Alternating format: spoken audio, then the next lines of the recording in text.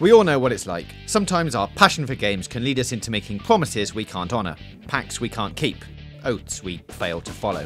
But that's alright, isn't it? Some promises are meant to be broken. Just ask Henry VIII's fifth wife. I'm James from Games Radar, and these are the 10 gaming promises we always break. I'll finish it later. Who among us hasn't sunk hours into a meaty adventure only to toss it aside on the promise that one day we'll come back to finish what we started? For better or worse, the non-stop avalanche of new releases and time-consuming titles like Skyrim, The Witcher, Final Fantasy, Destiny, Overwatch and Battlefield make it tough to keep our oaths. As a result, we're left with a virtual waiting room full of mid-level warriors, almost saved planets, and damsels still in distress who pine for a hero who will never return. It's sad really, but the allure of something new is hard to resist. What's more, it's tough to pick up an old game after that initial momentum has stalled out. We forget who we're supposed to care about and what we were in the middle of doing a year ago when we were really into it. I'll stop after the next save.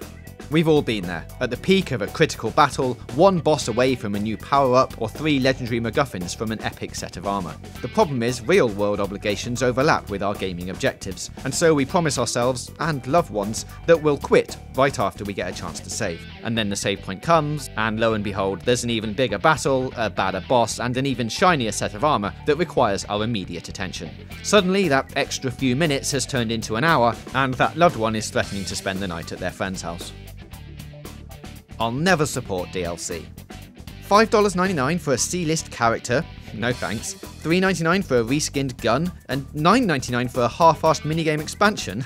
Nope, we're not biting. Now that every release is gunning for our digital wallets, there are always those who swear they'll never shell out extra coin for content that arguably could have been included in the box copy. We all talk a good game, but do we really stick to our guns? The fact that DLC has become standard practice indicates otherwise. Indeed, even the most stringent anti-DLC warriors eventually break down and buy DLC for games they love on the lie that they'll really stick to their guns next time around. I won't buy it on launch. Just as overpriced DLC has trained us to be wary of microtransactions, so too have game-killing bugs and glitches that taught us to resist launch day purchases. After all, not a month goes by without a horror story about server mess-ups or online errors. As a result, many of us make an initial pact to wait at least a week to avoid feeling the sting of a botched launch. That is, until launch day actually comes and we skip out of work early to buy it like everyone else. I'll never use a walkthrough. Gamers can be a prideful bunch, and as such, some of us will sign a pact in blood to never use an online walkthrough, no matter how mind-numbingly difficult the game becomes. It's an admirable oath, but rarely is it ever upheld. At one point or another, we always get to a point where one hint won't hurt. Soon after the first hit of online clarity, however, we're playing the rest of the campaign with our favourite walkthroughs and YouTube tutorials at the ready. But hey, at least we're not bankrupting our parents by calling those Nintendo tips lines anymore. Besides, aren't today's games meant to encourage community interaction? Not stealing solutions and tips from other players would be the real travesty here. I won't buy the next Call of Duty, FIFA, Assassin's Creed, Battlefield, etc. There will always be franchises that release a sequel every year, and there will always be fans who swear, once and for all, that they're going to stop supporting this, at times sloppy, profit-driven practice. It's a noble ambition, but judging by the continued success of series like Call of Duty, Assassin's Creed and FIFA, it's safe to say that not too many are following through on their threats. I won't peek in multiplayer split screen. True, today's gamers may not have to face this moral dilemma very much anymore, but before the age of online play and even LAN connections, the only way to challenge your friends to a game of, say, GoldenEye slappers was to gather around one TV and promise your rivals that you won't cheat by looking at their screen. What's that you say?